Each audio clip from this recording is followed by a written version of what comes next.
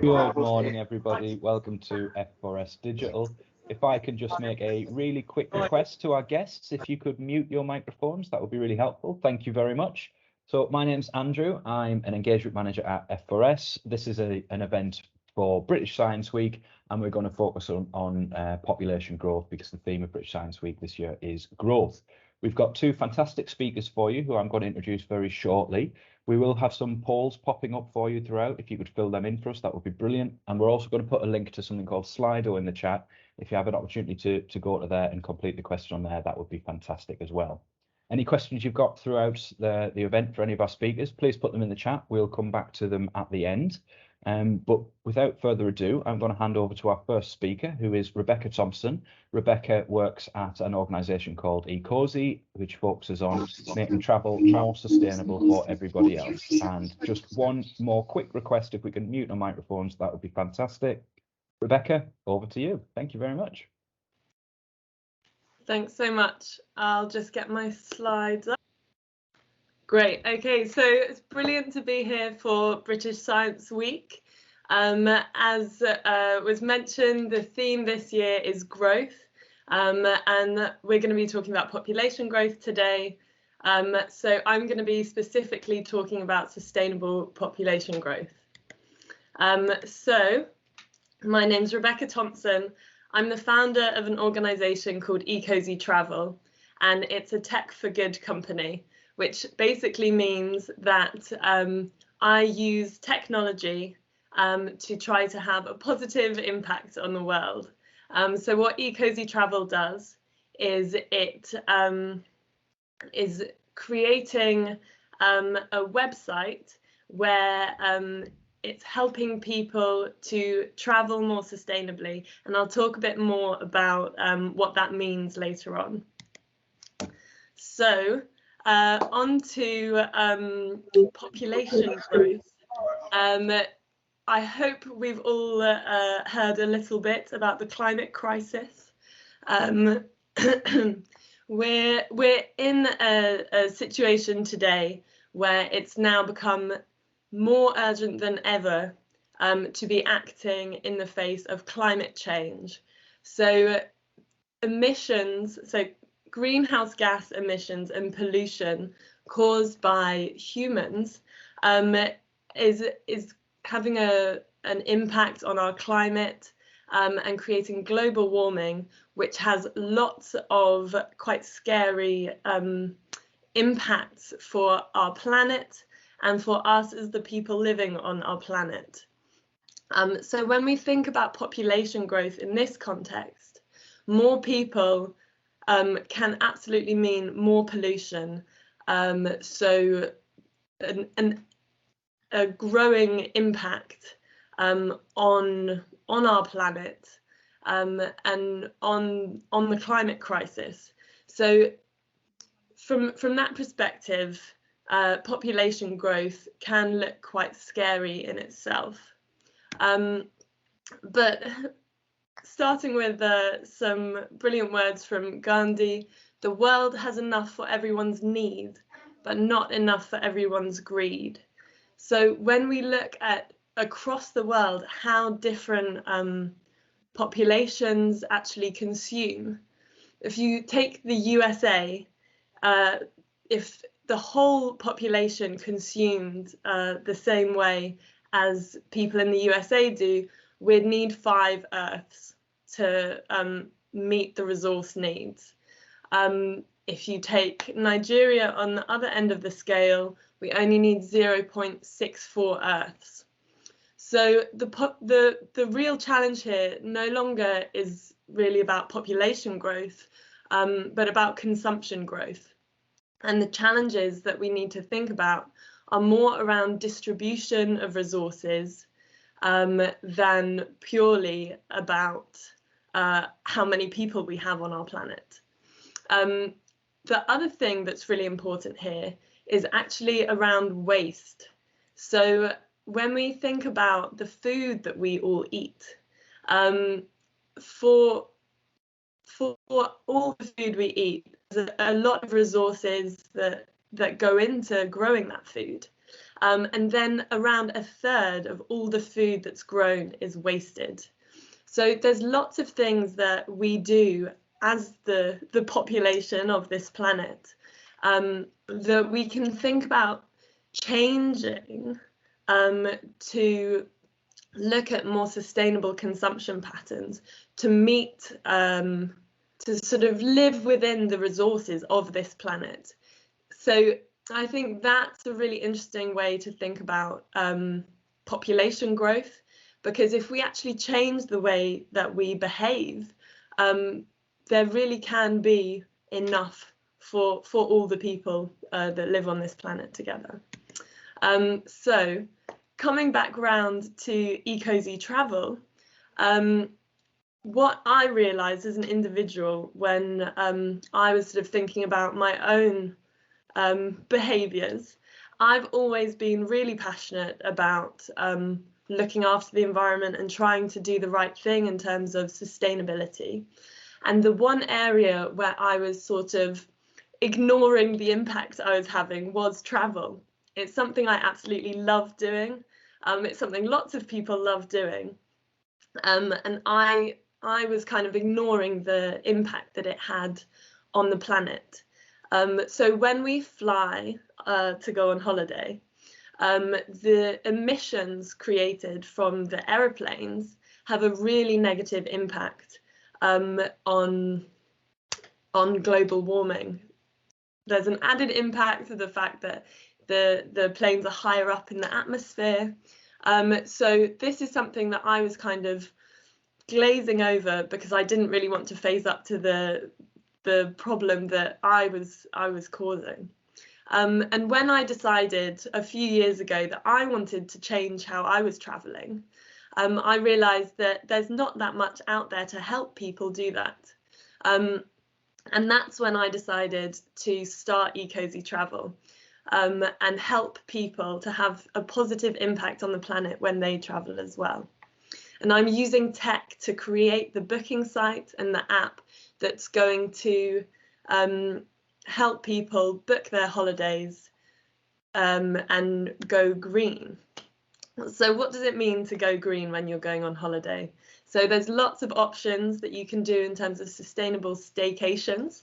So that's looking at amazing holidays that you can do in the UK by train or ferries to some of the smaller islands around the British Isles. And then there's different green getaways that you can do, so going abroad but without flying. And there's real like adventures that you can have with this. So you can get the train across to Paris, and then there's sleeper trains that can take you all the way to Austria.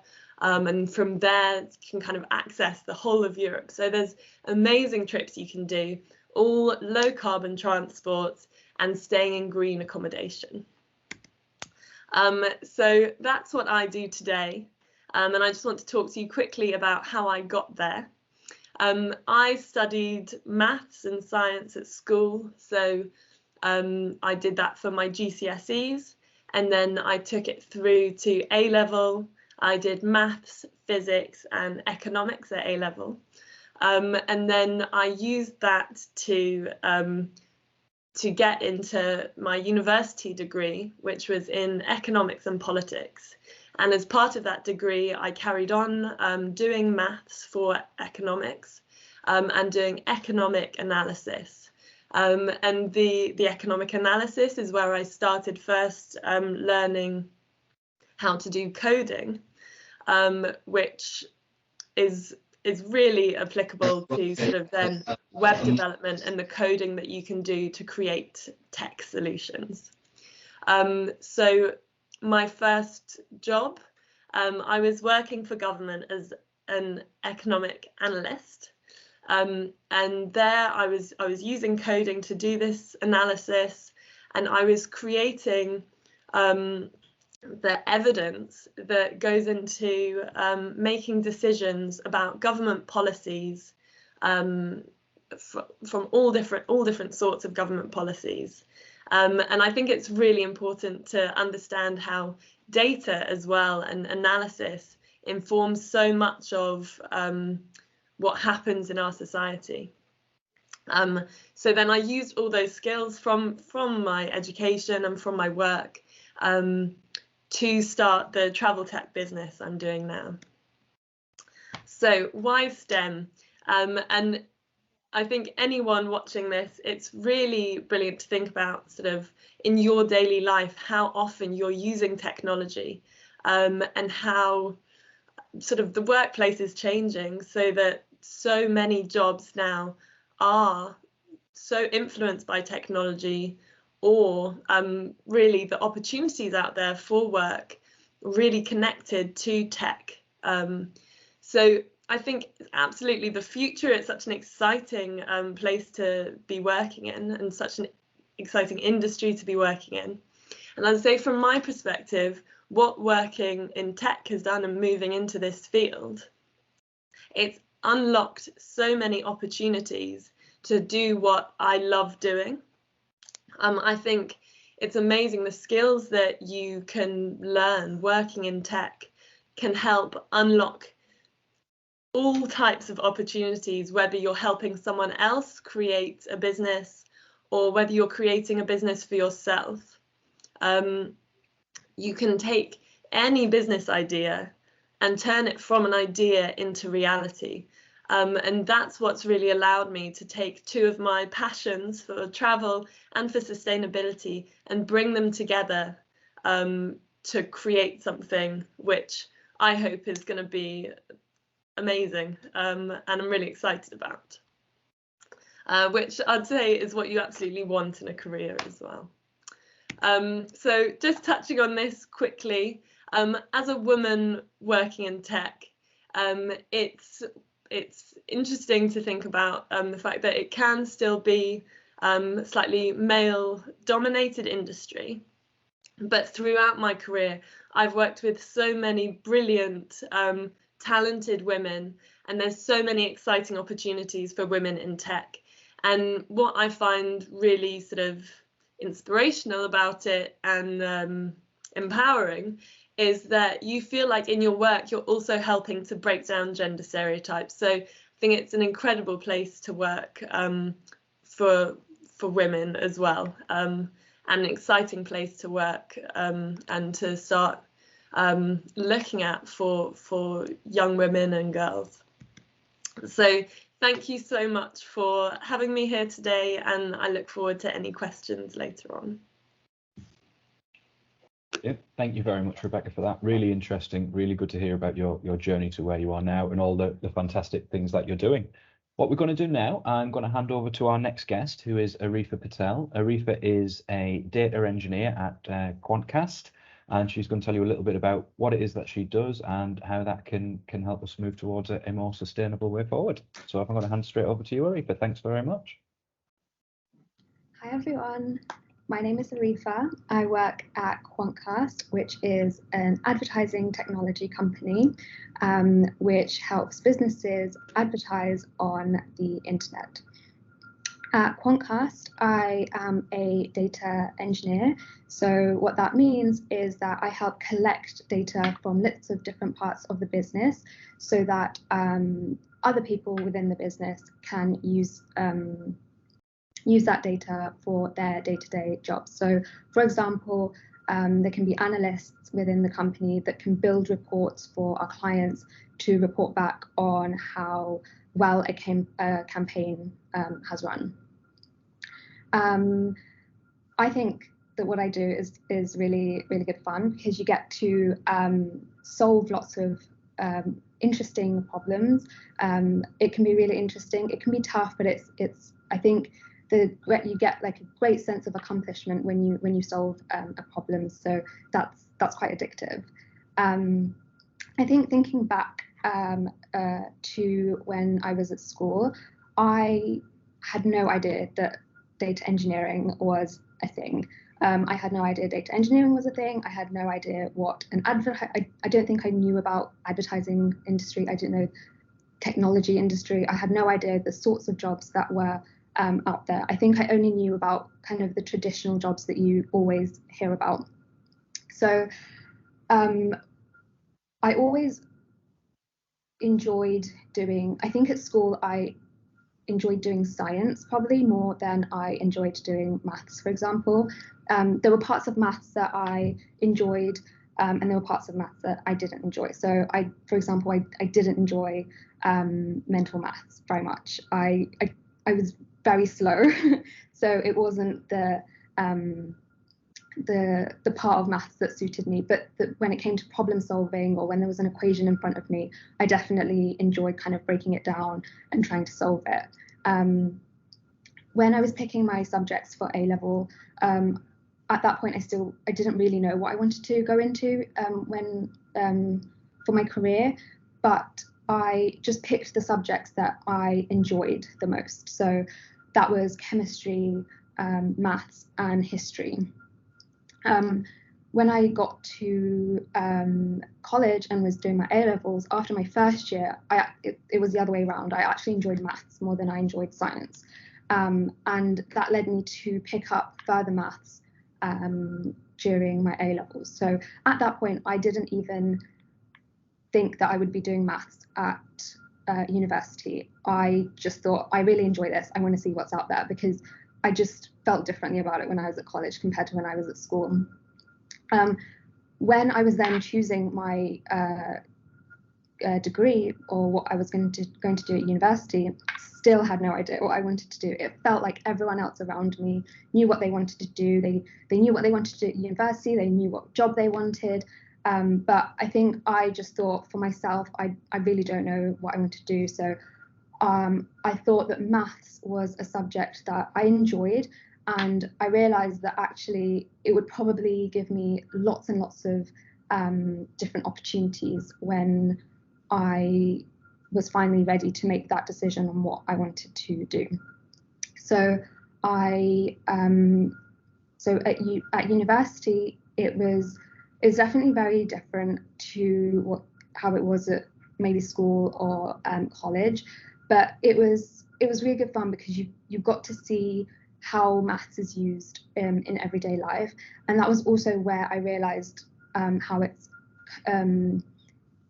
there's like coding involved sometimes as well. So if that's an area you wanted to go into, or what sparked interest, because I had never come across that before I was at university. So it definitely opened my eyes. It opened lots of doors.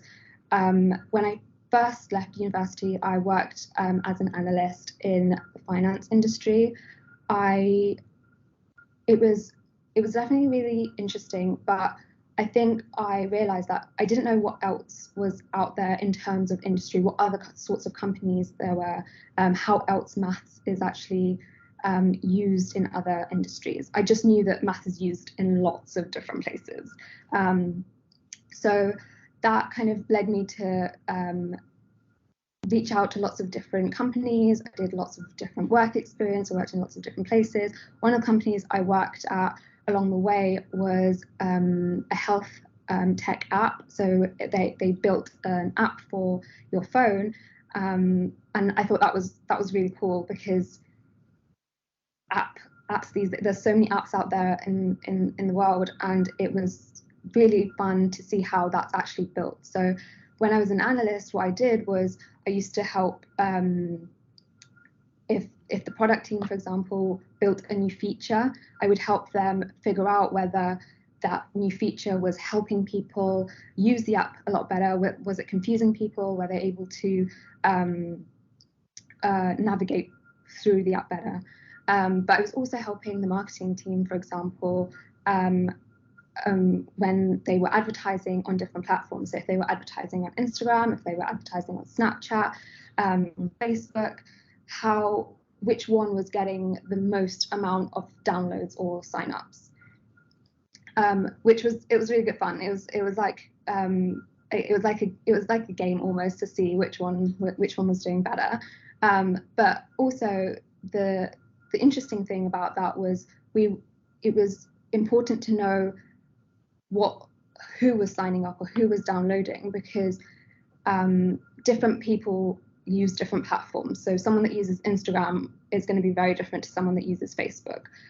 So it was trying to understand which audience or which customer we wanted the most. So that actually ties in really well with what I first started doing at Quantcast. So I used to work in the audience insights team. So I used to basically help lots of different businesses figure out who their audience was and what that audience cares about and what they're interested in, to kind of help other businesses advertise to their customers better.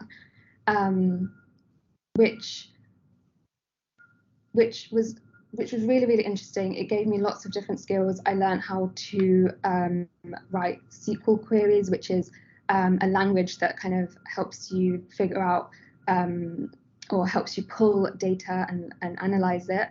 But Quantcast is also a place that has a very large engineering team. So I was always intrigued, but I never thought it was something that I would be able to do. I had convinced myself that it's like there's no way I could do anything like that, but I never knew why. So I almost convinced myself that I didn't have what it takes without knowing what it takes. But I think talking to lots of different people and having people around me that kind of helped me understand what it took to be an engineer and help support me, I actually realized that I didn't have to know everything from day one. It was all about a learning curve. It was just about having the right attitude and putting in some work, and you'll naturally be really good at it. At no point was I always like the best at what I did. I wasn't always the best person in my maths class. I wasn't always the best at science. But I think I've learned that along the way, if you've got the confidence or you believe in yourself, there will be people around you that will support you. And that's it really, and that's how I've become a data engineer. And yeah, that's it. Let me know if you have any questions. Thank you very much for that, Arifa. Really interesting and really good to hear your journey through from not being certain that was what you wanted to do and how you progressed that. That's really interesting. Just a couple of questions for you. I think we'll start with Rebecca, if that's all right. What's the one thing that people could do, if there was one change people could make that would help towards sort of the sustainable travel mission that you're working on? What's one thing that anyone could do? I think it does start with just one small change. So if you've got one holiday lined up, if you're looking at where to go next, it's seeing if you could do it without flying, even to sort of I don't know, if you're maybe doing one holiday a year, and say this year you go by train, and whether maybe you don't have enough time to do a sort of train holiday around Europe, or maybe you do. So it's if you've got that holiday, whether you can do a staycation instead, or do that train trip into Europe. And maybe you can't do that every year, but it is how you can make those switches and do what you can, definitely. Brilliant. And one for you, Arifa. What would you say that the most enjoyable part of your role is? The enjoyable part is the problems, I guess, I get to solve. So I think problems kind of arise in lots of different ways. So I think that's kind of really, really good fun. You might have a project and there might be a problem in that you need to figure out and you need to solve. And you get a great sense of accomplishment, I think, when you get to a solution. And even if it's difficult, I think those difficult things are the things that you probably learn the most from. And so at the end of the day, or once the project's finished, you kind of think that was so fun to and that feeling is addictive, because you kind of think, bring it, what else is there? Fantastic. That's really good. Rebecca, so you've obviously, it's your own startup that you've launched it in this sort of sector. How have you seen other organisations who not necessarily doing the same thing as you, but with similar sort of goals? What's the sort of landscape look like for that? Are lots of people launching to do that sort of thing? So there's a couple of other businesses looking sort of in the same space, but all really new. So there's no one out there yet that is kind of has created what I want to create, but I think there's a few out there at the moment that are trying to get there. So I think it's brilliant. I think you want a bit of competition in this kind of space, because firstly it means that you're on to a good idea if other people are seeing the opportunity there, and hopefully it means that, you know, there's more options out there for people, and it kind of pushes us to be better and create something that people will really want. Yeah, that's great. And just one for Arif before we wrap up. You talked about maths being used in so many different roles, and you weren't quite sure exactly what they were, just that there were a lot of it out there. Which direction do you see that going in? Do you think maths is going to become more important as we go forward? Definitely. I think maths has probably always been important. Even in history, you kind of hear about all those theorems that people have written a long time ago. But it kind of is something that I think evolves and is the kind of backbone of lots of other subjects as well. So I realized that when I was doing physics, for example, there was always like a math section that I was that I had to do.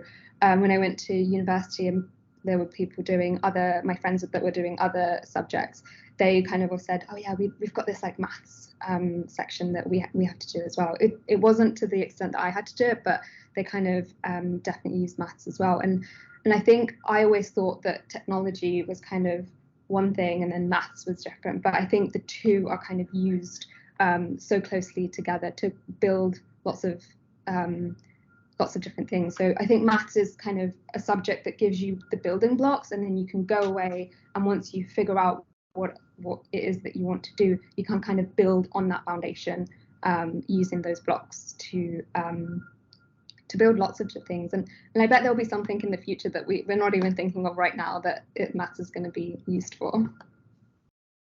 One really quick one just before we wrap up. This is for you, Arif. If you can try and keep it short, because we are running out of time, but it's for you. You talked about not feeling like you were the best person in the maths class. How did you sort of overcome that and gain more confidence? I think that I realized that it wasn't good to compare myself to other people. I thought I'm not the best, but I do enjoy this subject. So I think I just focused on the things that I was good at and the things that I enjoyed the most. And everyone's good at different things. So something that someone was good at, I probably wasn't very good at, but something that they weren't good at, I was probably really good at. Fantastic. No, that's great. And I'd just like to say thank you again to both of our fantastic speakers today, Rebecca and Arifa. Two fantastic presentations, great insight into the work that you're doing. And I'd like to say thank you to everyone who's joined us. I hope we see you again at another F4S digital event. If you'd like to see more speakers like Rebecca and Arifa and coming to you in your school or online, please have a look at our website at Founders for Schools, and we can book more of these things in for you. If you'd like to take the time to complete the polls on the screen, that would be fantastic. And the link in the chat to the Slido, that would be really helpful. I hope everyone's had a fantastic time, and we'll see you again at the next one. And one more thank you to Rebecca and Arifa. And we will